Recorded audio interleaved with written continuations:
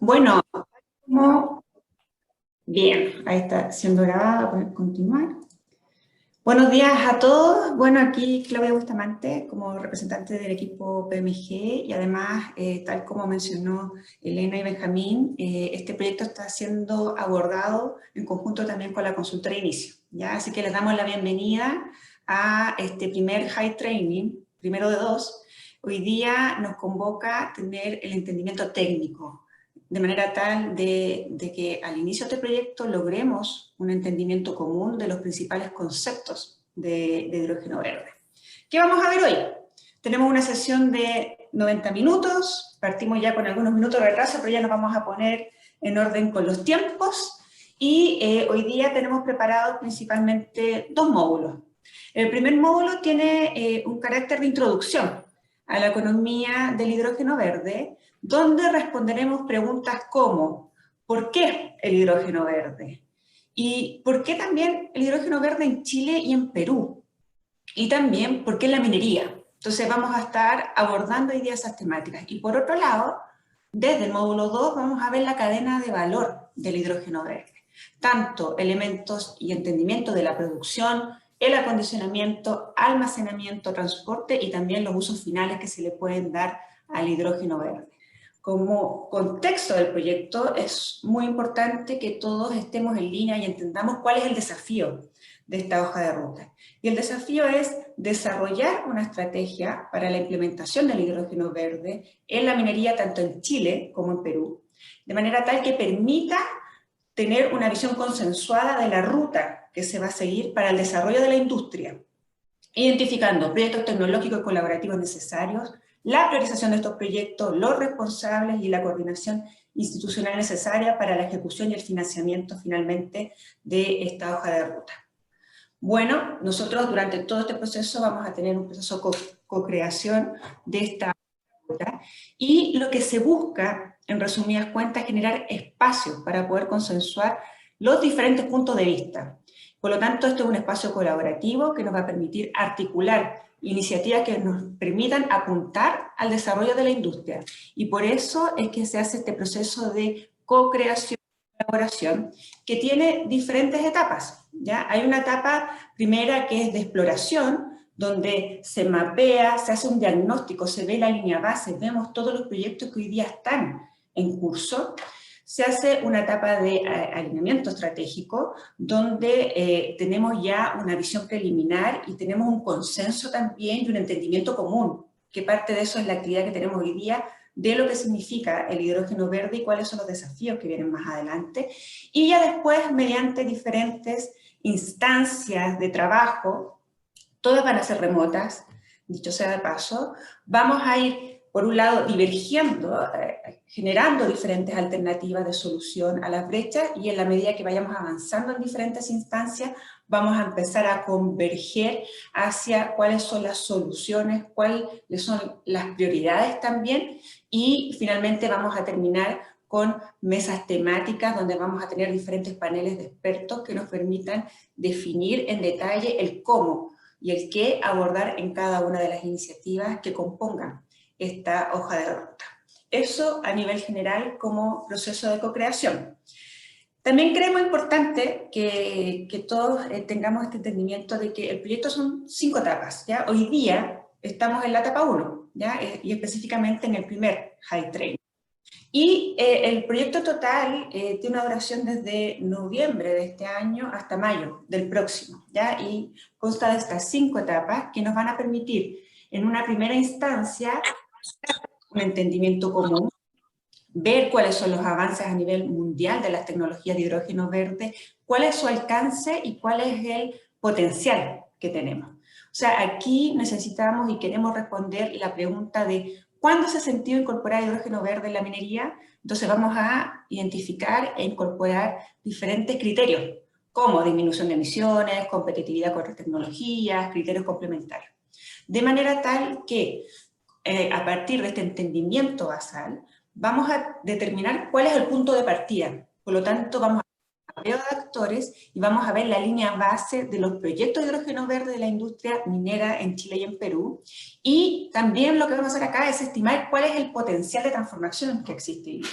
Ese proceso de transformación va a ser un input clave para ya empezar también a definir la hoja de ruta, que es durante la etapa 3, 4 y 5, y vamos a partir con la construcción de la visión, es decir, entendiendo cuál es nuestro punto de partida, vamos a ver cuál es la visión, cuáles son los objetivos y cuáles son las metas que queremos plantear a nivel de industria y a nivel de la minería en Chile y en Perú, de manera tal de tener un plan de adaptación también y de adopción de las diferentes oportunidades que existen hoy día en el mercado para poder avanzar en los desafíos que nos pongamos en la mesa.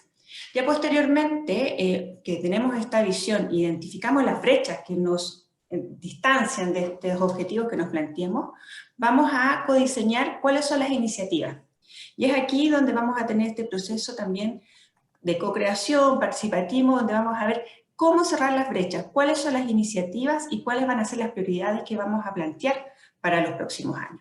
De manera tal de pasar a la etapa 5, donde vamos a generar estas mesas y paneles de expertos de trabajo, donde vamos a definir en detalle las principales iniciativas que se prioricen, indicando cuál es su impacto, cuáles son fuentes de financiamiento y también la definición de los recursos que se necesiten para poder impulsar esta hoja de ruta. Este es el proceso, esperamos cumplir con el desafío que les planteaba anteriormente y por lo tanto ahora vamos a dar inicio a este primer High Training de entendimiento técnico. Lo dejo con el equipo de inicio. Muchas gracias, Claudia, por esta buena introducción para dar un poco el marco del contexto en el cual estamos realizando estas instancias de capacitación. Yo soy Nuria Hartmann, yo soy consultora senior en la empresa Inicio. Somos una consultora de consultoría estratégica en temas de hidrógeno con la casa matriz en Bélgica. Tenemos un equipo de más de 60 profesionales que son de diferentes áreas, por ende un equipo bien multidisciplinario e internacional. Y bueno, yo soy la coordinadora de este proyecto por parte de Inicio y ahora en la medida de tiempo ya voy a introducir a nuestro primer experto expositor, que es mi colega Hans Kuhlenkampf. Hans Kuhlenkampf es gerente de la empresa Inicio en la oficina aquí en Chile. Él creó esta oficina en Chile hace 2 años, que es parte de la red de Inicio, que está en Bélgica, su casa matriz. Y además, Hans es fundador de la Asociación del Hidrógeno en Chile. Por ende, él está muy metido en estos temas hace más de 5 años, trabajando activamente en consultoría en temas alrededor del hidrógeno renovable.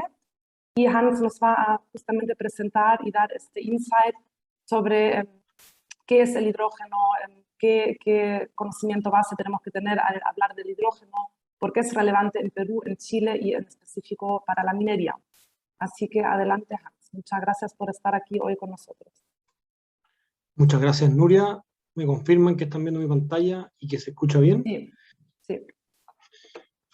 Entonces, estimados, muy buenos días todavía. Mi nombre es Hans Kuhlenkampf, soy el responsable de la oficina de Inicio. Voy a comenzar con este taller. A quienes ya están metidos en el mundo del hidrógeno hace un tiempo, varios de los que están acá, les voy a permitir que hagan doble trabajo mientras me escuchan, están en el correo, estos primeros 20 minutos. Los segundos 40 minutos, 1 hora, les voy a pedir concentración porque vamos a subir un poco el nivel en la parte más técnica, sobre todo en la parte más minera e infraestructura. Como lo mencionó Nuria y como lo mencionó Claudia, vamos a empezar con este primer taller de introducción. La idea es que con un nivelamiento de conocimiento importante. La idea de esta presentación es que vaya un poco más allá de lo que ustedes pueden conocer públicamente y que se encuentra públicamente disponible, y que resuelvan sus dudas. No necesariamente esto tiene que ser un monólogo, aprovechen de preguntar. Estamos acá para justamente poder transferir conocimiento para que luego los talleres sean lo más efectivos posibles. Como mencionó Nuria, Inicio es una empresa de origen Bélgica. Tenemos 4 líneas de negocio. Acá estamos trabajando en la línea de negocio, estrategia y proyectos. La oficina de Santiago tiene como especialidad de la casa el tema de hidrógeno en la industria química y la industria minera. Es ahí donde estamos muy fuertes hoy día trabajando. Así que encantado de poder estar aquí con ustedes y ver cómo los podemos ir apoyando a lo largo de este gran desafío. Vamos a empezar entonces por qué estamos hablando de hidrógeno, un repaso general. luego vamos a ver de por qué estamos hablando de esto y por qué debería interesarnos en Chile y en Perú. Luego vamos a profundizar un poquito más en detalle de por qué el hidrógeno en la minería tiene un rol clave y cuáles son las sinergias que se pueden encontrar en esta. Estamos hablando de hidrógeno claramente porque estamos hablando de cambio climático. Si las emisiones de gases de efecto invernadero no producieran calentamiento global, no necesitaríamos el hidrógeno, los combustibles de origen fósil, desde un punto de vista de proceso, desde un punto de vista de la ingeniería química, son muy bondadosos en sus diferentes ventajas, pero lamentablemente tienen una condición que generan externalidades negativas, y por lo tanto necesitamos reducir las emisiones a nivel global. Y esto es complejo. Si no lo hacemos a tiempo, vamos a encontrar las primeras ejemplos y las primeras formas de detectar el cambio climático en ejemplos reales. Y acá esta imagen infográfica me gusta mucho porque siempre se habla de los escenarios 1,5 grados, 1 grado, 2,5 grados, acaba de terminar la COP26.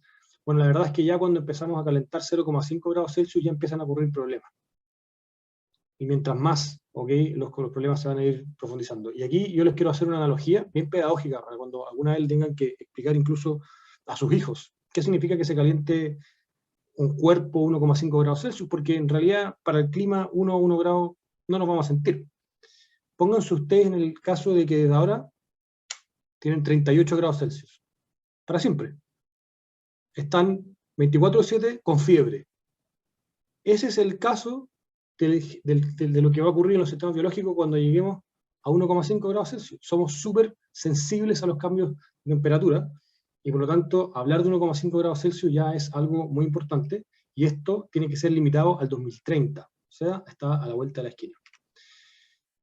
Y este es el mayor dilema, es un dilema que existe hace mucho tiempo: cómo consumir energía, cómo llevar la energía primaria al uso final, y cuál es la mejor forma. Electrones versus moléculas es algo que viene batallando desde hace 200 años, y que ha tenido diferentes éxitos y tiene diferentes ventajas y desventajas dependiendo de la industria. Hay algunas industrias que son las conocidas como el hard to abate, las que tienen un leve o menor uso final de electricidad. El tema de la aviación, el tema de la industria marítima, la industria siderúrgica, la industria de la minera, que depende de la minería, la industria de pulp and paper, etc. Son industrias de hard to abate, donde hoy día el uso final está dominado por energía en forma de molécula, ya sea gaseoso, líquido o sólido, y no en forma de electrones. Parte de estas industrias se van a electrificar, pero parte de estas otras industrias van a tener que ser transformadas en hidrógeno o sus derivados.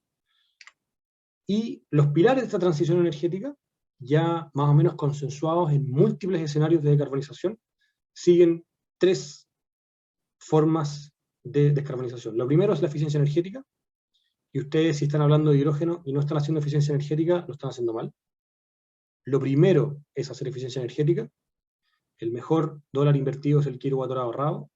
Tenemos que hacer lo mismo consumiendo menos, o tenemos que producir más consumiendo lo mismo. Una vez que esto esté hecho, vamos a ir por el uso directo de energía renovable. Y aquí no estoy hablando solo de electricidad. La energía se puede expresar en diferentes energéticos. Podría ser concentración solar, podría ser biomasa, podría ser biogás, o podría ser electricidad producida por diferentes fuentes de energía renovable. Eso nos va a permitir electrificar. Y probablemente un gran porcentaje de la torta final va a ser en gran medida llevado por estos 2 primeros pilares. Pero van a haber algunas aplicaciones que no van a ser posibles de electrificar directamente, y que van a tener que ser electrificados indirectamente.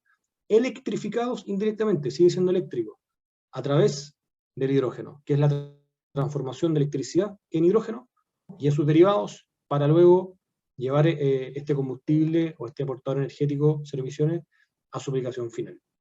Clave de entender en cualquier lógica de carbonización, ya sea territorial, ya sea a nivel país, ya sea a nivel industrial o a nivel corporativo. El hidrógeno hoy día es un químico muy utilizado. El hidrógeno es el Lego número 1 de la industria química.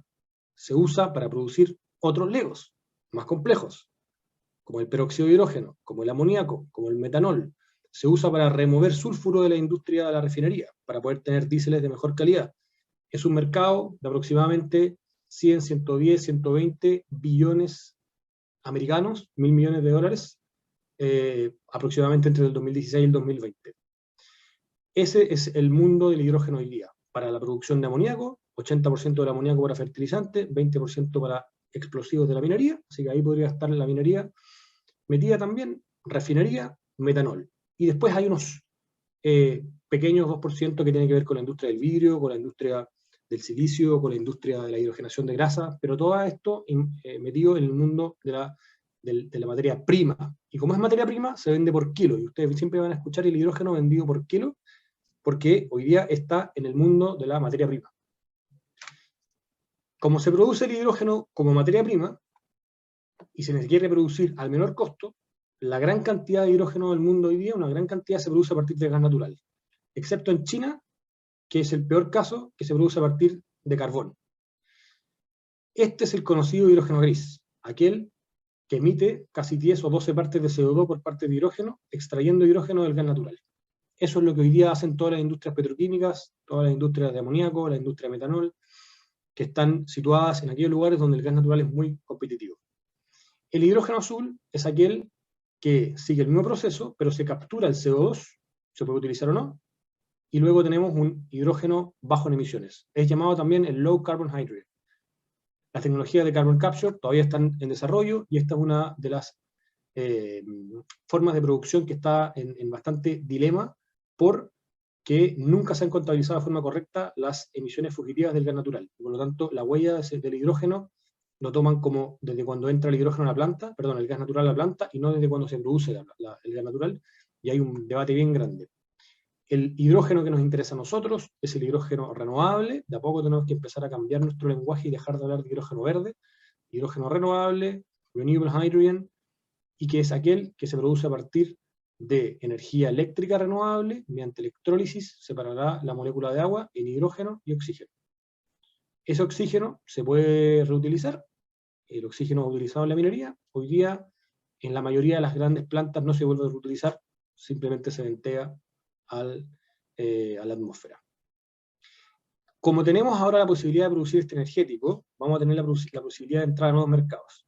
Según el Hydrogen Council, que es el organismo que engloba la mayor cantidad de empresas de hidrógeno del mundo, vamos a tener un crecimiento de este año al 2050 de entre 7 a 7,5 veces, donde claramente van a haber nuevas industrias, pero va a haber una gran cantidad de uso energético. Ya la parte gris, que es la materia prima, deja de ser lo más relevante y empieza a entrar el hidrógeno en aplicaciones de uso residencial, en aplicaciones de uso industrial para calor de alta entalpía, en múltiples aplicaciones de movilidad, grúa horquillas, drones, trenes, camiones, buses, autos de pasajeros, y como elemento de almacenamiento de energía. Entonces, aquí tengo una primera figura, un primer análisis de mercado de cómo se espera que esto avance a nivel de la economía del hidrógeno global. El hidrógeno verde, entonces, y aquí vamos a profundizar en un concepto muy importante, es aquel que se produce a partir de energía renovable. No necesariamente puede ser fotovoltaica y eólica, son las dos más típicas, pero perfectamente puede ser hidro, puede ser electricidad mediante un proceso termoquímico que quema biomasa. Hay múltiples formas de producir electricidad.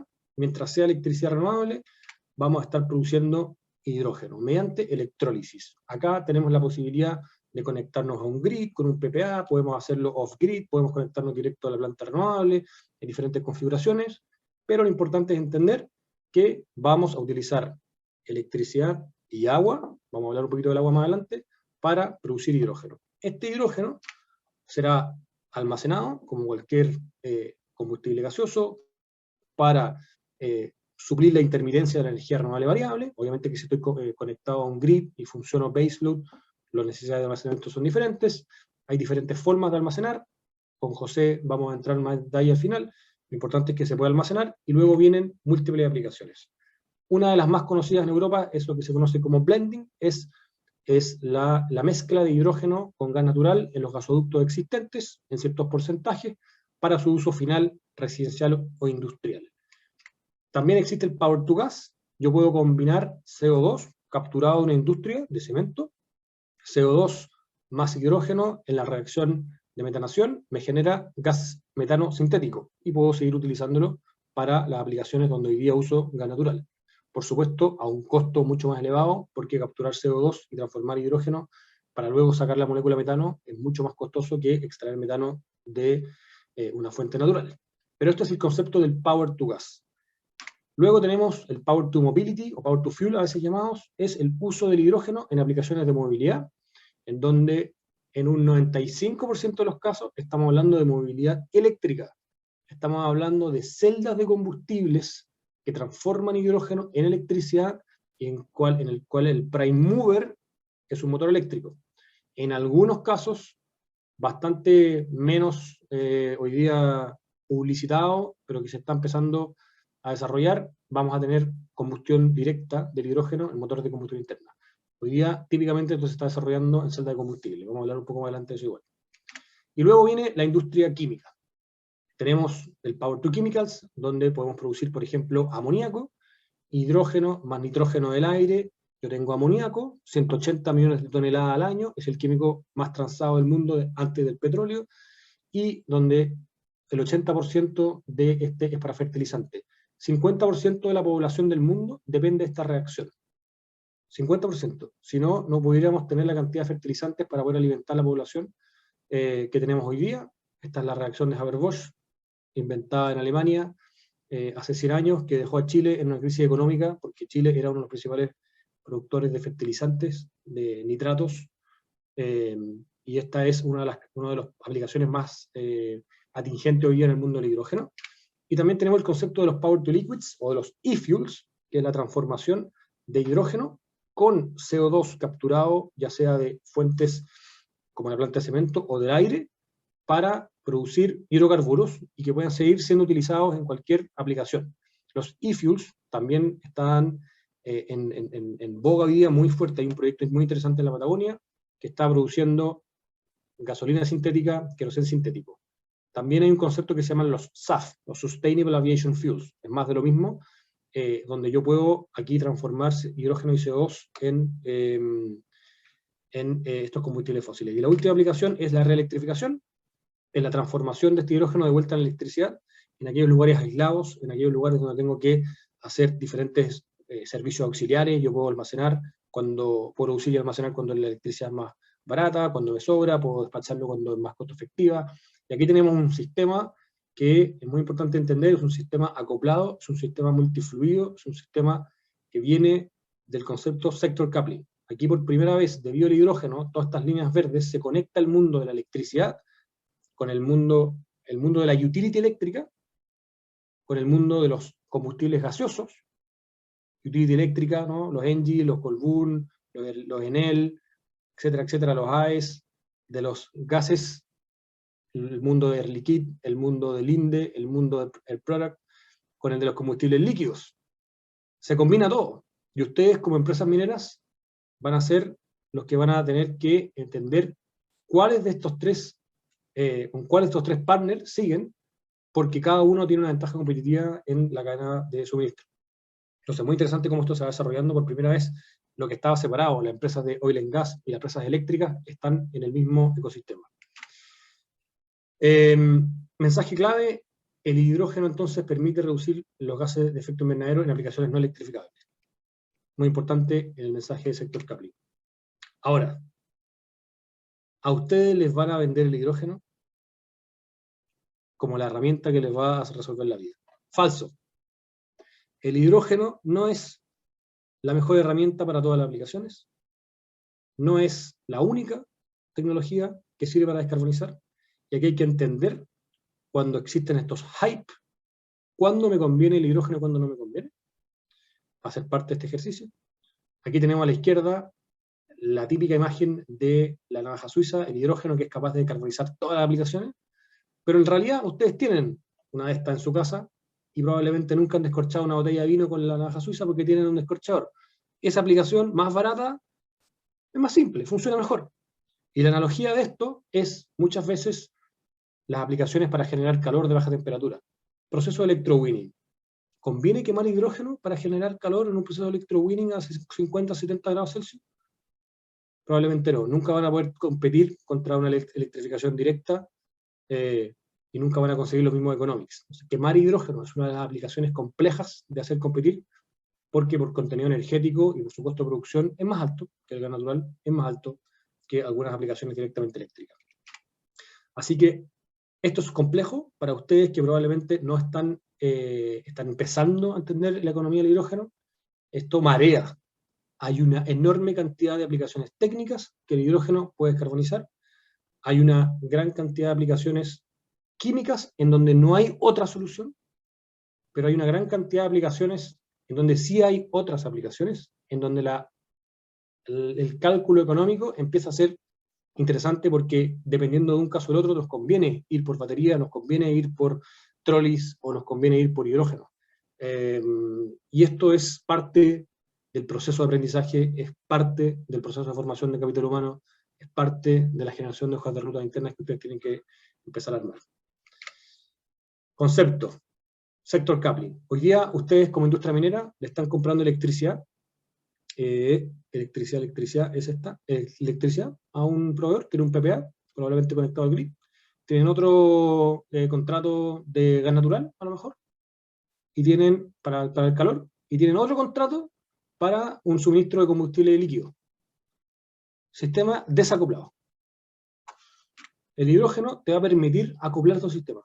Tú vas a poder de electricidad sacar calor, de electricidad sacar un combustible para movilidad, de hidrógeno volver a sacar electricidad, y esto es un cambio paradigmático completo, que dificulta, y que hay que entender cómo hacerlo en una aplicación compleja minera, que tiene diferentes energéticos, que tiene diferentes restricciones técnicas, que tiene diferentes restricciones operacionales, y es clave entender si la hipótesis, porque esta es la hipótesis, de un sistema multifluido acoplado, es la mejor forma de descarbonizar económicamente los hard to abate, porque eso es lo que está ocurriendo a nivel global en las industrias que están más adelantadas que la minería, la industria petroquímica y la industria marítima, por ejemplo. El hidrógeno no se debe confundir con el átomo de hidrógeno. Estamos acá hablando del gas, un gas que nunca lo llamamos dihidrógeno, porque está formado por la molécula, pero que se llama gas hidrógeno. Y es un gas muy liviano, es 14 veces más liviano que el aire, por lo tanto se eleva muy rápido, no es corrosivo, no es tóxico, no es irritante, es inflamable, tiene, vamos a hablar creo del taller que viene más adelante de conceptos de seguridad, las propiedades físico-químicas son muy parecidas a las del gas natural, y es un químico, es un elemento que se permite reaccionar con oxígeno para extraer calor o electricidad de forma bastante eficiente, que esa es la razón por la cual estamos hablando de hidrógeno en celda de combustible. Agua, un pequeño cálculo que siempre nos gusta mostrar. Esta es la torta del el consumo de energía final de Chile, 301.000 teracalorías, y yo aquí seleccioné solo las que son petróleo, gas natural, derivados, gas licuado, gasolina, son aproximadamente 162.000 teracalorías. Eso en equivalente energético es aproximadamente 5.600 toneladas de hidrógeno. Yo puedo calcular cuánta agua necesito.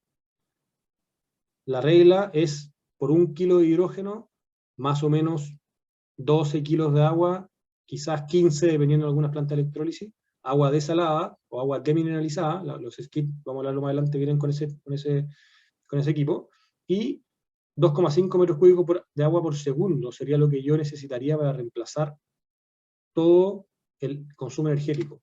Y al final esto es realmente mínimo y es contraproducente. Hay una gran cantidad de hidrógeno en el agua. No sé si alguno se acordará de la clase química de segundo medio, los puentes de hidrógeno. Está muy bien enlazado esto y por lo tanto hay mucha cantidad de agua, de hidrógeno en el agua, y su extracción entonces, mensaje muy importante, no comprometerá el recurso hídrico ni de sus empresas mineras ni del territorio. Es muy probable que ustedes puedan reutilizar el agua existente hoy día, filtrarla, demineralizarla, y van a tener suficiente hidrógeno para sus aplicaciones de desplazamiento de diésel. Cálculo que por supuesto los invito a hacer en sus respectivas operaciones. Esto, si bien no es un problema técnico, sí va a ser un problema de permisología, sí puede ser un problema medioambiental, si tengo que desalar agua en un nuevo territorio. Vamos en tiempo. Vamos entonces un poquito ahora a la segunda parte, ¿por qué Chile, por qué hidrógeno en Chile y Perú? Creo que está un poquito más simple, pero igual hay que reforzar algunos conceptos. La primera gráfica, International Energy Agency, G20 de Japón, 2019, todos los ministros, Japón le pide a la Agencia Internacional de Hidrógeno, por favor, hagamos un estudio mundial, porque como Japón queremos desarrollar la sociedad de hidrógeno, y ellos lanzan este mapa, en donde muestran cuáles son, aquí no está puesto, pero es el 2030, cuáles son las regiones del mundo que tienen la probabilidad, hacemos bien las cosas, de producir uno de los hidrógenos más competitivos del mundo. Está claro. Chile, Perú, Bolivia, Nuestra Argentina, toda la parte desértica, va a ser uno de los territorios donde vamos a producir uno de los menores costos de hidrógeno. Y por lo tanto, donde haya industria altamente intensiva en consumo energético, van a ser beneficiadas por estos proyectos y por este nuevo recurso. Vamos a hacer un zoom ahora al reporte lanzado el semestre, o hace 3 meses. La IA hizo un zoom ahora a Sudamérica, y este es un mapita ahora al 2050, más allá de los números que ellos proporcionan, yo creo que ustedes vean la comparativa, simplemente. Y aquí nos vamos a dar cuenta entonces que claramente estamos favorecidos a nivel global por una excelente radiación, por una hibridación de recurso solar y eólico. No soy tan familiar del recurso eólico en el sur de Perú, pero acá hay buenos vientos también. Y por lo tanto, vamos a tener la capacidad de generar energéticos bajo emisiones, los dos, electricidad y moléculas. Y eso va a traer consumo intensivo de industrias. Y por eso que en Chile hablamos de esta sinergia, en donde también en este triángulo, ¿no?, existen cerca del 30-40% de la producción de cobre mundial, una gran cantidad de producción de litio, que son tecnologías que se van a utilizar para la transición energética, y tenemos una sinergia del sector energía y del sector minero. ¿Cómo somos capaces de producir minería metálica y no metálica, cero emisiones, a través de energía solar que se transforma en energéticos, hidrógeno para bajar el footprint, menores costos, litio para la movilidad eléctrica? Está todo combinado un poco acá, y estos territorios acá son los llamados a poder producir probablemente los metales bajo emisiones más competitivos del mundo, porque vamos a tener los energéticos más competitivos del mundo. Y ahí cada uno de ustedes en su estructura de costo sabrá cuánto le pega la energía, pero probablemente acá va a ser donde tengamos la mayor competencia. Creo que la colaboración es muy importante. Esto es un fenómeno nuevo. Aquí hay tecnologías que no están listas, y creo que el territorio chileno y el territorio peruano está llamado a la colaboración. Hoy día probablemente yo creo que estamos por acá, pero esta curva siempre me gusta mostrar porque el pic de las expectaciones se puede caer para luego subir al plató de la productividad. No sabemos cuándo va a ocurrir el plató de la productividad, pero si ocurre al 2035, no vamos a cumplir con las metas de la transición energética. Tenemos que empezar a colaborar, y tenemos que empezar a colaborar en aquellos fenómenos transversales que van a ser mapeados en este proceso, que impactan de igual a ambas tecnologías, ambas industrias y ambos países. ¿Está lista la industria a nivel de tecnología? ¿Está lista la cadena de valor? No. ¿Requerimos certificación igual para ambas industrias? Sí. Yo creo que se requiere capital humano que entienda esto en español. Sí. Hay un montón de sinergias que van a ocurrir, y hay múltiples empresas que operan en ambos países que se van a beneficiar de que esto se mueva transversalmente. Yo creo que aquí esto es clave, y ahora vamos a profundizar un poco más en por qué la minería va a tener un rol clave en esta transición, que al final engloba también el por qué Chile y por qué Perú. Vamos entonces, y me quedan 15 minutos, José, para después te dejo a ti seguir con la cámara.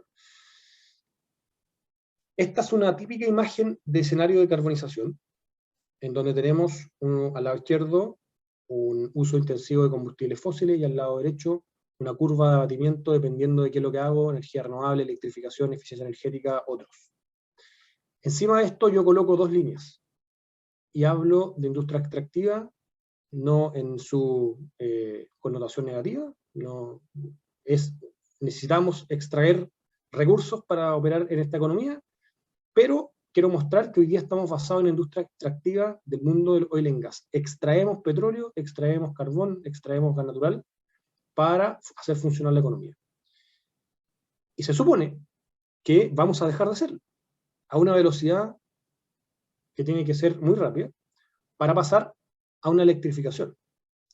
Y la electrificación va a requerir metales, va a requerir minerales. Y la pregunta, y yo no sé si ustedes han hecho esta pregunta, es, al pasar de una industria extractivista que extrae moléculas a una segunda industria extractivista que existe pero que tiene que crecer, que extrae metales, ¿estamos resolviendo el problema, no? ¿O estamos generando más externalidades negativas de lo que ocurre cuando estamos operando en el mundo actual del oil and gas? Porque en realidad lo que estamos haciendo es medir el CO2. Pero si tengo que extraer una gran cantidad de cobre, una gran cantidad de litio, una gran cantidad de cobalto, una gran cantidad de metales raros, bla, bla, bla, ¿el balance es positivo para la industria extractivista minera de materiales o no? Y esa es una pregunta que yo me venía haciendo hace tiempo y bastante interesante de entender. Lo primero que les quiero mostrar es que según Visual Capitalist, que es una página muy buena que hace estas visuales, la industria de oil and gas es más grande que todas las industrias de minería juntas. A ver si ustedes conocen mejor que ellos los mercados de estos metales, pero de acuerdo a esta referencia, la industria del oil and gas es más grande que todas las industrias metálicas juntas, lo que significa que cada una de estas burbujas de minerales tiene que crecer. Va a crecer y va a hacer explotar a la otra burbuja, porque se tiene que achicar. Vamos a dejar de producir, explorar y consumir derivados del oil and gas. Y esta es la gran pregunta que me hago yo. Si crecen todas estas otras burbujas, ¿estamos resolviendo el problema o estamos pasando de un problema a otro? No sé si hay alguno que se haya hecho esa pregunta. Por suerte, hace muy poco se postuló este paper, que es de unos japoneses que estudian cómo la transición energética a nivel de extracción de materiales podría afectar el globo. Entonces ellos toman las curvas de decarbonización de un escenario consensuado por ellos y transforman todo eso a minerales y luego a material primario que tiene que ser extraído por ambas industrias. Y lo hacen para el sector eléctrico, para el sector de transporte. Y los resultados son muy interesantes. Lo primero que se muestra acá es que en gris, claramente, la extracción total de material requerido, gigatoneladas al año, para la industria fósil va a tender a caer. Por supuesto, tenemos que dejar de extraer carbón, dejar de extraer coal, de extraer natural gas. Y va a crecer la metálica, y va a crecer muchísimo, y el balance es positivo. Vamos a extraer menos material a medida que crece la economía para cumplir la misma función. O sea, electrificar el sector eléctrico extrae menos materiales. Esa frase me gustaría que se la queden y la usen como pitch a ustedes como mineros cuando, no sé, los critiquen, digan, señores, si nosotros electrificamos, vamos a utilizar menos materiales, vamos a extraer menos toneladas. Esto hay que revisarlo, por supuesto, un solo paper que yo he encontrado de este nivel de detalle, lo invito a leer, pero me pareció muy importante ver cómo justamente la industria de cobre, la industria del acero necesita crecer, pero va a extraer menos materiales que la gran cantidad de masa que extraemos hoy día debido al combustible fósil. En el sector transporte, el balance no es neto, cae según esto, hay una crecida y luego cae, no sé bien qué tipo de escenario de carbonización o trayectoria de carbonización ellos siguieron. Acá están diciendo que todavía se utiliza en 2050 parte de derivados de combustible fósil, sube muchísimo también los metales metálicos, sube el metal, pero se va a tener que extraer más. Y aquí yo creo que tiene sentido, ¿no? Para poder fabricar más movilidad eléctrica se requiere 4 veces más cobre y se va a requerir electrificar muchas cosas de la cadena de suministro y probablemente vamos a necesitar más materiales. El balance, eso sí, que no está en el paper, pero yo lo hice, el balance de la suma de los dos es positivo. O sea, aquí pueden ver que las unidades son diferentes. Esta va de 0,20 y esta va de 0,60. O sea, electrificar o descarbonizar el sector eléctrico y el sector transporte va a requerir menos materiales. Que yo encuentro que es una definición notable para defender si es que realmente la decarbonización y la electrificación tiene sentido, al menos desde el punto de vista del llamado extractivismo. Este paper también menciona quiénes son los países llamados a tener un rol muy relevante. Y aquí está Chile, acá está Perú, acá está Chile y acá está Perú. Así que, por supuesto, en la electrificación, este territorio que estábamos mostrando es el llamado a generar los metales que van a ser muy claves, y vamos a tener la suerte entonces que al competir contra otras jurisdicciones mineras, el impacto del costo de energía debería ser menor en esta jurisdicción que en las otras. Y lo mismo, ojo, con el costo del agua, por ejemplo, porque al final depende de la electricidad, y hay muchos otros derivados de esto. Así que mensaje positivo para poder ir profundizando en estos talleres. Vuelvo a esto, la sinergia entre la energía y los metales es una cara de la misma moneda. Es una industria que extrae para generar energía, ahora vamos a tener una industria que extrae metales para electrificar. Es muy sinérgico al final el tema.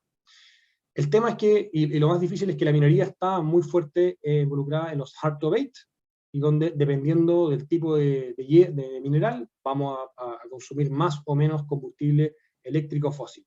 Y acá hay algunos papers y algunos materiales para poder comparar cuando yo tengo que usar electricidad, cuando tengo que usar fósil. En la industria del cobre es un 50 y 50, en la industria del acero es muy poco, al final, electricidad, hay mucho transporte, ¿no? Muy interesante, por ejemplo, lo que puede estar haciendo Vale en Brasil, que al final tiene muchísimo costo en transporte en la industria del acero, lo que está haciendo Fortescue Metal Group en Australia. Pero cada uno de ustedes va a tener que entender el impacto de esto. Probablemente la parte eléctrica la van a resolver con un PPA, o ya está resuelta con un PPA, y ahora viene la parte compleja. ¿Cómo descarbonizo la parte molecular? ¿Cómo electrifico para aumentar mi PPA? Pero también cómo utilizo este portador en beneficio de la descarbonización indirecta.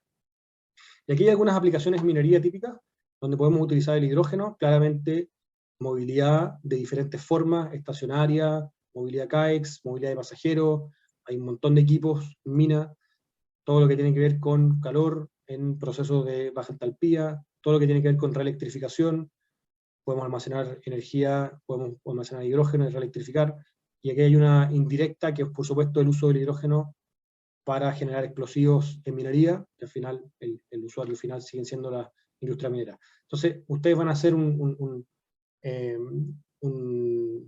industria que va a poder acarrear mucha demanda, centralizar mucha demanda, y eso les va a beneficiar a ustedes para poder negociar mejor con los diferentes proveedores, pero también para ser uno de los primeros en poder decarbonizarse si sus estrategias así lo permiten. El rey de todos los desafíos, por supuesto, el CAEX, y acá hay diferentes noticias, hay diferentes formas de decarbonizar, hay algunos que se están yendo por un full battery electric, probablemente de menor tonelaje. Anglo American, conocido, está piloteando un híbrido, celdas de hidrógeno y baterías. Y acá les quiero dejar con un par de mensajes para entender de forma preliminar la diferencia entre el hidrógeno y las baterías. Y lo importante es que, de nuevo, esto es parte del proceso de aprendizaje, parte del desarrollo del capital humano, parte de no tenerle miedo a ser los primeros. No están solos. Fortescue Future Industry ya está piloteando su primer camión. Fortescue Future Industries es un spin-off de Fortescue Metal Group, que está yendo muy fuerte a la industria del hidrógeno, para la industria marítima, para la industria de trenes, para la industria minera, para la descarbonización de su propia industria en Australia. No sé si leyeron la noticia, pero salió la COP26 que van a hacer un proyecto de escala gigawatt scale en Argentina. Así que están ellos hoy día desarrollando múltiples proyectos y están piloteando muchas aplicaciones. ¿Qué tecnología dominará la transición de los CAEX? Por definirse, hoy día está en desarrollo. Acá hay algunos ejemplos famosos, hay algunos que son full electric, como este camión en batería, que tiene la peculiaridad que baja cargado, y por lo tanto tiene una batería regenerativa que le permite hacer este tipo de operaciones. Probablemente no será lo mismo en las operaciones de minería rajo abierto que tienen ustedes, y cada una de estas tipologías y tecnologías van a depender de la minería. Nosotros como inicio venimos trabajando hace bastante tiempo en la modelación de estos sistemas, hemos trabajado más de un año con Cummins, y tenemos hemos entendido muy bien los desafíos que tienen los vendors, que tienen los IEM, de poder proveerles a ustedes una solución más o menos estándar, porque como las minas son todas diferentes, las operaciones y los ciclos de trabajo son diferentes, hay una dificultad en la estandarización de la solución del OEM que se está trabajando hoy día. Acá tenemos un par de ejemplos, ¿no? Algunos de Weichai, lo que está haciendo Anglo, o lo que está haciendo en Suiza.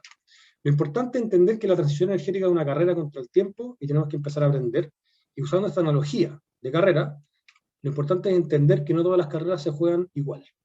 No es lo mismo correr un sprint de 100 metros que una maratón de 42 kilómetros. Los ciclos de trabajo son diferentes, y los atletas, que son las tecnologías, se entrenan de forma diferente. Un sprint es un ciclo de trabajo corto, de mucha potencia. Una maratón es un ciclo de trabajo largo, de mucha energía. Potencia, energía, conceptos muy importantes de entender. Si yo tuviese que elegir a alguien para ganar un sprint o una maratón, voy a elegir maratonistas, o voy a elegir atletas, o voy a elegir tecnologías diferentes. Para ganar los 100 metros planos voy a elegir al más grande de todos, Usain Bolt. Usain Bolt es muy pesado, se cansa muy rápido, se descarga.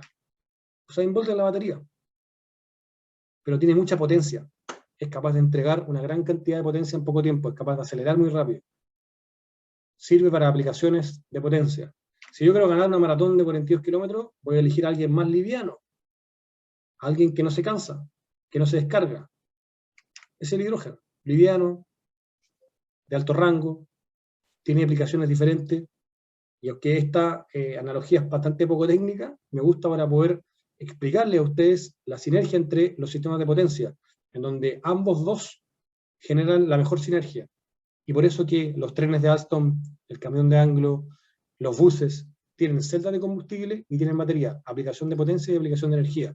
Te permite acelerar, te permite regenerar la batería, te permite andar mayor kilometraje, etc.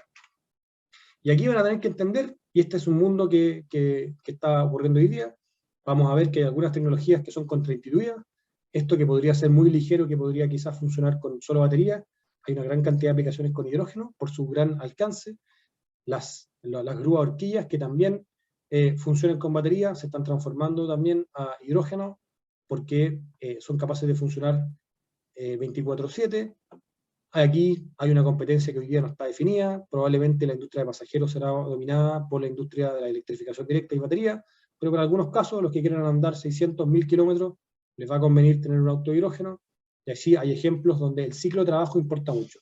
Y por lo tanto, ustedes van a tener que estudiar el ciclo de trabajo de sus operaciones para poder definir cuál es la mejor tecnología. Y ese es el primer desafío que les quiero dejar plantado. Entender el ciclo de trabajo, cómo se mueve, cuándo esto carga, cuánto tiempo tiene para cargar, cómo baja, soy capaz de generar regeneración con batería. Todo esto te va a definir más o menos la manera en que tu powertrain debería ser dimensionado para poder luego dimensionar la cadena de suministro, porque ¿cuánta electricidad necesito para cargar estos camiones? ¿Cuánto hidrógeno necesito para cargar estos camiones? ¿Cuándo? ¿Cómo la infraestructura se va a ver construida debido a la operación de esto? Es muy importante que se empiece a entender. Y con eso entendido, los expertos que ustedes elijan van a generar las curvas que le van a ver a ustedes dimensionar cuánto es el tamaño de la celda, cuál es el tamaño de la batería, cuándo esto carga, es full electric, es más hidrógeno, es un trolley, etcétera, etcétera. Hay un montón de tecnologías que se están desarrollando. Yo acá estoy hablando solamente de dos de forma muy preliminar, celdas de hidrógeno, baterías o un híbrido, pero también hay otros que proveen otras soluciones que me están llamando bastante la atención. Una batería de hidrógeno, una batería de ion litio y un motor de combustión interna. Ese motor de combustión interna después pasa a consumir e-fuels, así que el hidrógeno está en la cadena de suministro, pero no está en la aplicación. Así que hay varias tecnologías que están compitiendo hoy día para lograr la decarbonización de el REI, el CAEX. Lo importante acá es optimizar el powertrain, calcular el TCO, tomar decisiones que no generen un technology lock, ojo con eso. No vamos a apostar por una movilidad en gas natural que va a generar infraestructura y al 2030 tengo que cambiar. Ojo con eso, tenemos que siempre pensar en cuál es el endgame, cuál es el escenario final, para luego definir cuáles son mis pasos a seguir, porque podríamos generar esto y quedar atrapados en una tecnología con una gran cantidad de inversión. Esto creo que es mi última o penúltima slide. Esta es una slide que me gustó mucho, que presentó Anglo American en el Hydrogen Minds en 2020, que creo que son las primeras brechas que probablemente todos ustedes van a tener que sortear. No hay muchos puntos de pruebas industriales más allá de que el hidrógeno es un insumo químico, en la industria de movilidad pesada se está desarrollando recién. Hay conceptos que hay que aprender en temas de seguridad, sobre todo en la industria minera. En Chile ya tenemos regulación que va a permitir pilotear, que va a permitir desarrollar la infraestructura, pero estamos en los días iniciales de la generación de regulación y estándares. No hay protocolos de recarga heavy duty. ¿Cómo voy a cargar hidrógeno para llegar a tener los tiempos de carga, por ejemplo, que se necesitan? Se está desarrollando. ¿Cómo logro tener los costos? Y cómo logro la participación de los OEM, que hoy día están, yo diría, ya empezando fuerte a meterse, pero que han estado un poquito más observadores últimamente. Y esto es un sistema complejo, un sistema donde tienen que participar el OEM, tienen que participar el experto minero, no solo el experto minero, llámese industria minera, sino que el experto en mina, el que sabe cómo se mueve el rajo, cómo esto va variando, el que tiene que generar el plan de 5 años, el plan de 10 años, que hoy día en su software no tiene la tecnología de hidrógeno para ponerla ahí y ver cómo se va a mover para extraer los tiempos, etc. Eso es algo que falta, por supuesto, el experto en hidrógeno para poder hacer toda esta sinergia de temas. Los dejo con eso entonces. Ahora vamos a pasar a entender un poquito la cadena de suministro. Nos va a acompañar aquí José. Vamos a hablar un poquito de eso. Yo tengo 5 minutos para preguntas. Tengo que saltar lamentablemente la reunión. Pero encantado de responder algunas de las preguntas que salgan. A ver si es que puedo defender alguna cosa que haya quedado poco clara. Hola Hans, ¿cómo estáis? Primero que todo, muchas gracias por la presentación. Oye, tremendos datos te tiraste por aquí y por allá. Súper buena la presentación, así que muchas gracias. Yo tengo una duda, y esa duda es respecto al motor de combustión interna de hidrógeno que potencialmente podría llegar a existir. ¿Dónde queda situado y cuál sería su utilidad? Yo he escuchado el discurso de que los fuel cells tienen las mismas limitaciones potenciales que tiene la electrificación, que refieren a ciertos torques o explosiones de poder que en algunas aplicaciones podrían necesitarse, y el motor de combustión interna de hidrógeno que podría llegar a desarrollarse, digamos, vendría a suplir esa explosión inmediata de energía necesaria en algunas aplicaciones. ¿Tienen info de eso? Sí, mira, yo creo que, y en mi desarrollo profesional en esto, yo creo que he pasado por un par de oleadas. La primera oleada fue el motor de combustión interna de hidrógeno no tiene ni un sentido. Así. Yo fui alguien que, y lo sigo más o menos, creyendo menos, pero desde el 2016 al 2019-2020 yo dije no tiene ningún sentido. ¿Por qué? Porque quemar hidrógeno es una mala decisión económica, y por lo tanto nunca vas a tener un TCO que te favorezca. El motor de combustión interna tiene una eficiencia de un 30 o un 35%, la celda de combustible un 55%, tienes que resolver los problemas del almacenamiento del hidrógeno, tienes que resolver los problemas de la infraestructura del hidrógeno para luego quemarlo y no suplir las ventajas de tener un motor eléctrico, que ojo que tiene muchas ventajas igual. No me parecía una gran idea. Sin embargo, este último año, y sobre todo en los últimos anuncios de lo que pasó en Las Vegas, he visto el renacer del motor de combustión interna para quemar hidrógeno, 100% hidrógeno, no combustión dual, 100% hidrógeno para algunas aplicaciones donde hay algunos proveedores de tecnología que lo están desarrollando, y que tiene sentido porque hay algunos que promueven y van a decir, ok, voy a achicar el motor de combustión interna y voy a agrandar la batería, porque en algunos camiones ya soy diesel electric. Entonces voy a ir agrandando la batería, voy a ir achicando el motor de combustión interna. Va a llegar un momento en que voy a tener que cambiar el combustible. Entonces quieren ver si es que es posible combustión interna de hidrógeno y batería. Ahora, de nuevo, el desafío de la generación de infraestructura de hidrógeno, el desafío de cargar hidrógeno en un camión, de almacenarlo en un camión, para luego quemarlo con una mala eficiencia, es una mala idea tecnoeconómica. Entonces, para eso se están desarrollando las celdas de combustible y para los beneficios de los motores eléctricos. En algunos equipos estacionarios lo he visto, hay algunas retroexcavadoras, hay algunos equipos tipo pala que he empezado a ver con motor de combustión interna 100% hidrógeno. Todavía estamos en el early day, estamos empezando a entender este tipo de cosas. Perfecto, muchas gracias, Hans.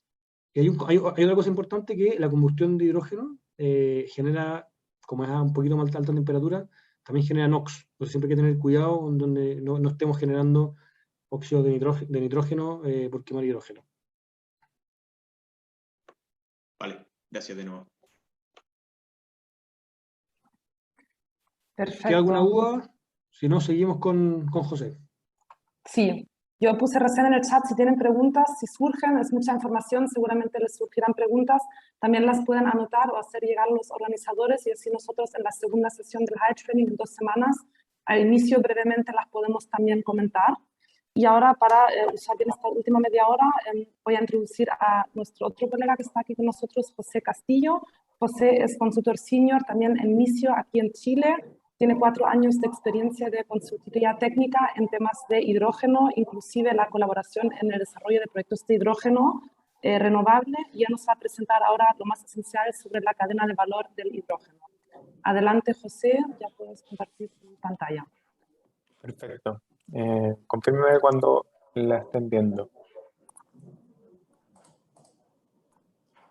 Sí, solo que falta... Ahora sí, perfecto. Bien, perfecto. Entonces, bueno, como dijo Nuria, mi nombre es José Castillo, yo soy ingeniero químico, con un magíster también en ingeniería química, y la idea es, después de todo este barrido que nos hizo Hans, de la economía del hidrógeno, ir viendo los distintos pasos de la cadena de valor de hidrógeno. Entonces, cuando hablamos de hidrógeno, como dijo Hans, generalmente lo que actualmente el 95% del hidrógeno se produce a través del reformado del gas natural, y ese es el denominado hidrógeno gris, pero al introducir el hidrógeno verde podemos crear toda una cadena de valor variada que incluiría transportar ese hidrógeno a las distintas demandas que había comentado Hans del sector coupling, en donde podemos tener tanto demandas industriales, en donde lo que hablábamos de materia prima, que competiría contra el hidrógeno gris.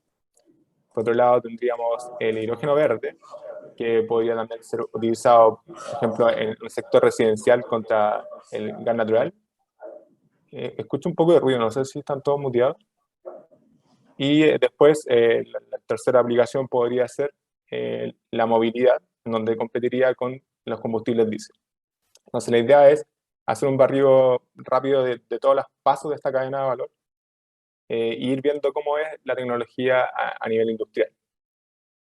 Entonces, en general, la cadena de valor de hidrógeno se puede separar en estos 5 grupos. Primero tenemos la producción, en donde puede ser áreas de electrólisis, reformado, y también hay otras tecnologías. Si lo vemos más en detalle, también tendríamos ahí en electrólisis tanto electrolizador alcalino, PEM o alcalino presurizado, también SOEC, que es una tecnología que se está desarrollando, para después pasar a la etapa de acondicionamiento.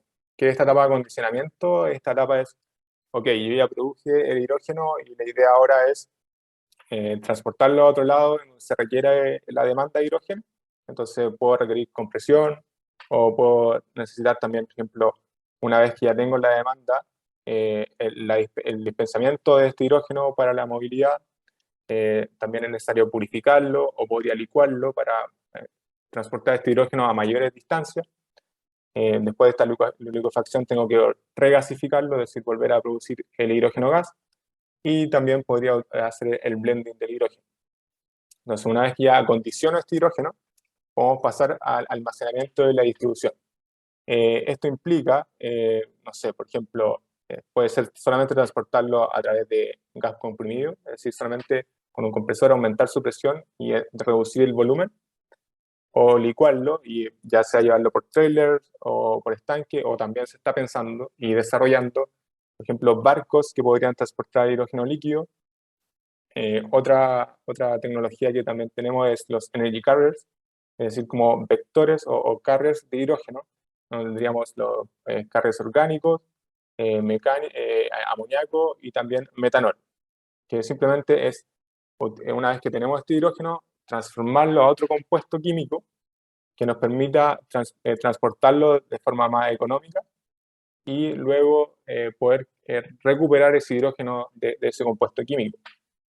Y por otro lado también tenemos como nuevas tecnologías que se están desarrollando, como los hidruros metálicos, absorbentes, material absorbente y absorbentes. Luego, una vez que ya transporté y distribuí este hidrógeno, tenemos la conversión hacia la aplicación que queremos tener. Entonces podríamos tener en la parte de la electroquímica distintas fuel cells de distintas tecnologías, como PEM, alcalino, fosfórico, de carbonato y solid oxide. Y esto me permite utilizar el hidrógeno para entregar electricidad. Y también en algunos casos de las celdas de combustible, electricidad y calor. Por otro lado, tenemos también aplicaciones de termoquímica, donde podríamos ocuparlo en las turbinas de ciclo cerrado cogeneradoras, en calderas y en hornos. Y por último, la conversión química hacia los compuestos químicos que queremos transformar el hidrógeno, ya sea a amoníaco, a metanol, a peróxido de hidrógeno, o a través de la metanación, producir gas natural, que ya es lo que nos comentaba Hans. También está el Power to Liquid de eFuels y nuevamente otras aplicaciones como hidrotratamiento y reducción de minerales, ya que el hidrógeno es un reductor. Entonces, en general podemos agrupar las aplicaciones en tres tipos: en la industria, energía y movilidad.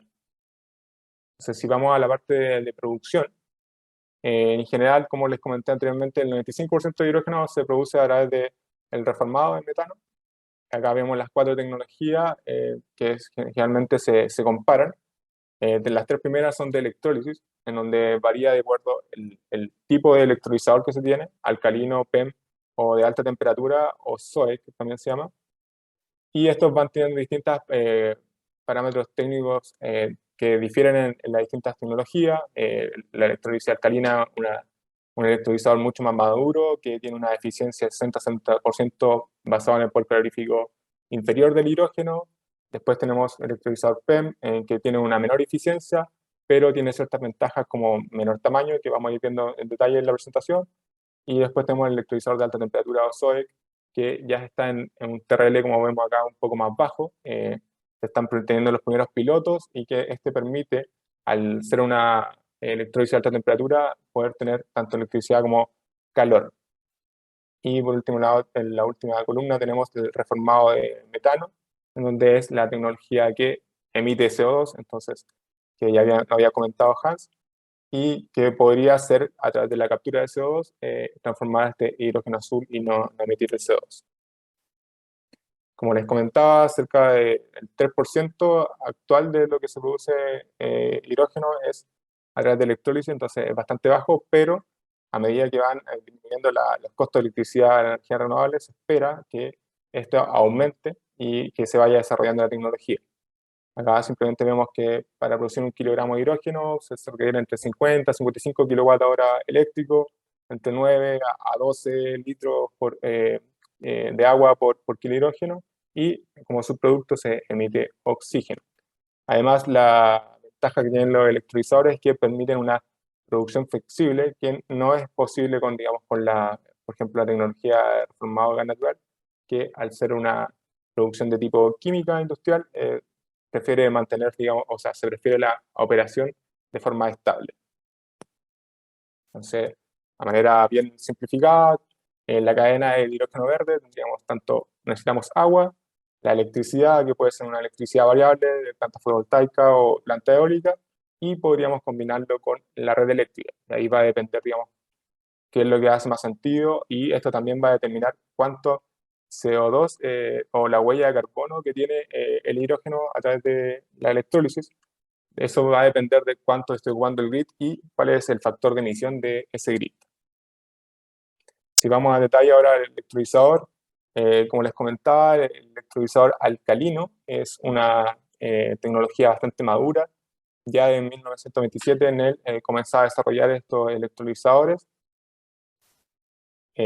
Una foto ahí tenemos, por ejemplo, de un equipo a la derecha, cómo se ve la instalación industrial de en este caso del Vendor IHT, de un electrolizador alcalino. ¿Cuál es el principio de la electrólisis? Es ingresa agua, en el caso del electrolizador alcalino, el agua también tiene que venir con un electrolito, que es hidróxido de potasio, 20 a 30% de concentración, y al ingresar corriente continua de electricidad, esto permite separar la molécula de agua en hidrógeno y oxígeno. Esta operación puede ser a presión atmosférica, como también a una presión de 30 bar, que es generalmente la presión estándar que actualmente se usa en la producción de hidrógeno. Esto es lo que hace la diferencia entre al electrolizador alcalino atmosférico o presurizado. También cabe mencionar, digamos, que producción a través de un electrolizador atmosférico, obviamente con un compresor se puede volver a subir la presión del hidrógeno. Y como les mencionaba anteriormente, es una tecnología madura, desarrollada y que ya, digamos, está a gran escala. Aquí podemos ir viendo, digamos, como los distintos vendors y cómo se va viendo la planta. Aquí serían 2 megawatts, cerca de 40 kilogramos de hidrógeno por hora, que daría como 1 tonelada por día. ¿Cómo ando de tiempo? 12:20. También es la idea de como no solamente viene el stack que se denomina el electrólisis, sino que también viene todo un complemento, un balance of plant, donde va purificándose el hidrógeno y se va comprimiendo. Acá vamos viendo cómo los vendors van desarrollando plantas optimizadas para poder acoplar estos distintos módulos de producción que son con el stack de electrólisis y mantener un footprint reducido. Acá vemos la tecnología de ThyssenKrupp. Y por otro lado tenemos la electrólisis PEM, donde en este caso se ocupa un electrolito polimérico, entonces no ocupamos el hidróxido de potasio, que es un corrosivo, sino que es un electrolito polimérico que nos permite, por ejemplo, o la gran característica es que tiene una alta densidad de corriente y esto permite reducir los tamaños. Esta tecnología es un poco más, está disponible comercialmente, pero no está a las grandes escalas como está en la electrólisis alcalina. La planta más grande del mundo es cerca de 20 megawatts. Y como vemos acá, el tamaño de los electrolizadores es mucho más chico. Entonces, en ciertas aplicaciones que podría haber una restricción de tamaño o layout, la electrólisis PEM podría hacer mucho sentido. Acá también vemos otro vendor, que en este caso es Siemens, y otra instalación de IBM Power. Por el lado del acondicionamiento, una vez que ya producimos el hidrógeno, tenemos que, como lo había mencionado, si queremos moverlo hacia otro lado, tenemos que acondicionarlo. Esto puede ser comprimirlo, licuarlo o transformarlo a otros compuestos.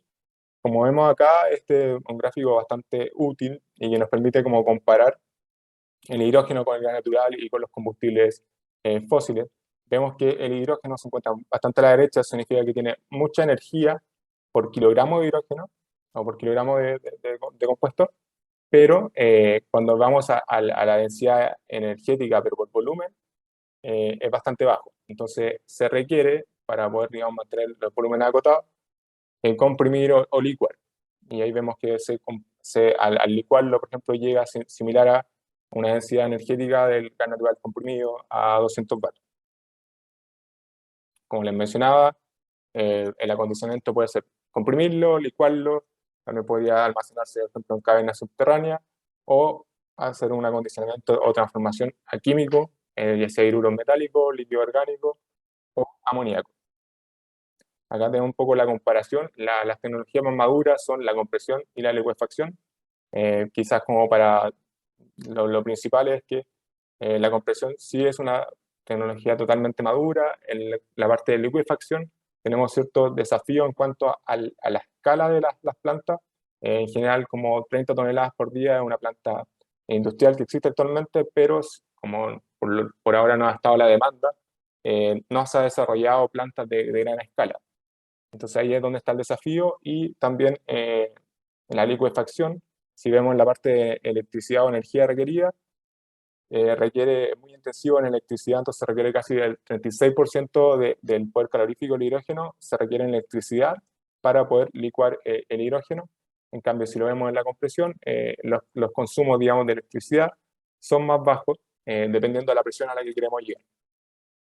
Y por otro lado, al lado derecho, vemos que tanto hay portadores de líquido orgánico, portadores de hidrógeno, que son los LOHC, que esto nos permiten, están en etapas, digamos, de desarrollo, y esto permite, son ciertos compuestos que permiten hidrogenar estos compuestos y transportarlo, por ejemplo, a través de un barco, y cuando llegue al destino, quitar el hidrógeno, extraer el hidrógeno de ese compuesto y mantener el mismo compuesto y volver a reenviarlo en el origen para poder hacer un ciclo cerrado y, digamos, transportar hidrógeno.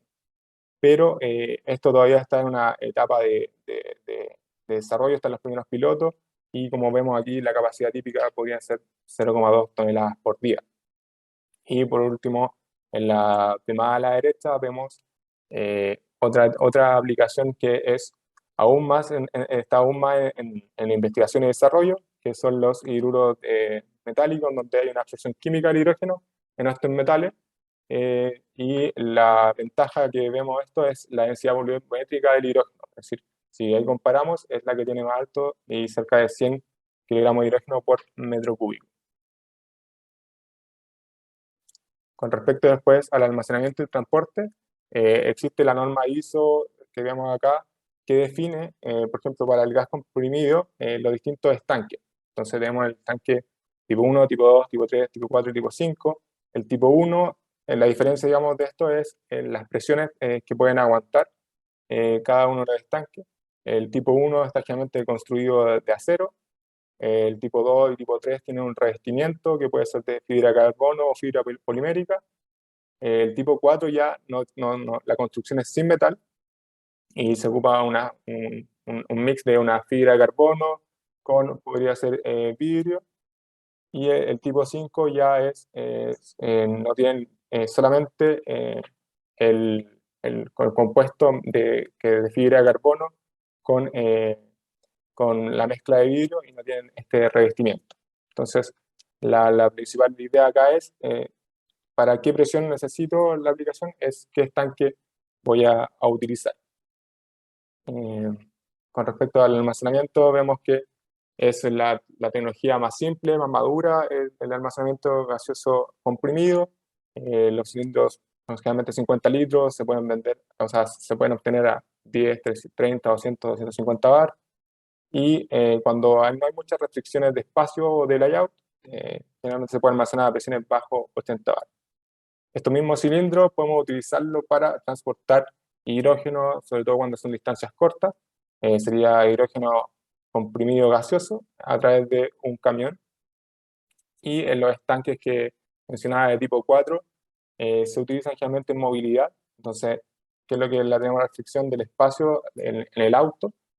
Entonces, necesitamos comprimir harto hidrógeno a altas presiones, 350 o 700 bar, y para esto se utilizan los estanques tipo 4. Acá podemos ver un estanque tipo 4 que soporta 700 bar y que se permite en ese volumen almacenar cerca de 5 kilogramos de hidrógeno. Para los usos finales, vemos que como lo había mencionado Hans, hay un montón de usos. Va a depender al análisis técnico-económico cuál es el que hace más sentido. Tenemos tanto industria pesada, industria ligera, energía, combustión directa y movilidad. En honor al tiempo, vamos a enfocarnos en la parte de movilidad, que es una de las que podría hacer más sentido en minería. Ya decíamos que, no sé, en la minería del cobre, 50% del consumo de energético está asociado a combustibles fósiles y el otro a electricidad. El 50% de ese combustible fósil, gran parte asociado a la movilidad, ya sea camiones CAEX, que consumen alta cantidad de energía. Entonces la idea es ver esta cadena de valor asociada a la movilidad. Entonces, una vez que ya tengo el hidrógeno disponible, ya sea porque lo traje a través de transporte de camiones de hidrógeno líquido, gas comprimido o un pipeline, o lo produje on-site a través de la electrólisis, necesito comprimir y almacenar a baja presión, y luego necesito un compresor de alta presión para almacenar en un storage que se llama en cascada, y luego hacer un pre-cooling y un dispensing de este hidrógeno para la aplicación de movilidad. ¿Cómo se ve una Hydrogen Refilling Station? Que eso es lo que significa HRS. En este caso es de un electrolizador PEM, donde en este caso el hidrógeno se produce on-site, cerca de 20 kilogramos de hidrógeno por hora, que es como media tonelada al día. Ahí vemos tanto el electrolizador como el compresor, el storage a alta presión y la estación de recarga. Entonces, como les mencionaba, cómo se ve en la vida real, digamos, estos equipos. Tendríamos el compresor de alta presión, el storage en cascada y después la estación de recarga o el dispenser en sí. Para el tema de la recarga, como Hans mencionaba anteriormente, también hay un desafío. En el caso de autos y buses ya hay protocolos definidos, pero cuando ya pensamos, por ejemplo, usar el hidrógeno para camiones KAEX, ya existen mayores desafíos, debido a que estas normas establecen los flujos de hidrógeno que se deben entregar a través de estas mangueras. Esta es la norma SAE J 2601. ¿Y qué es lo que está compuesto un auto de celda de combustible? En general, por ejemplo, un Toyota Mirai que ya está disponible, está compuesto de tanto el storage de hidrógeno, que ahí están los estanques, tenemos la fuel cell o celda de combustible que nos permite utilizar el hidrógeno para producir electricidad, también tenemos baterías eléctricas que nos permiten ayudar a suplir los peaks, las demandas de mayor potencia, y después tenemos el motor eléctrico y tanto la unidad de control de todo este sistema. En general, los autos, digamos, como el Toyota Mirai, el hidrógeno se almacena a 700 bar, ese es el estándar, y la recarga puede ser de entre 5 a 7 minutos, es el tiempo que toma recargar. Entonces, eso generalmente es lo que también la comparación que se hace entre un auto eléctrico o un auto de hidrógeno, porque en el auto eléctrico probablemente la recarga sea más tiempo.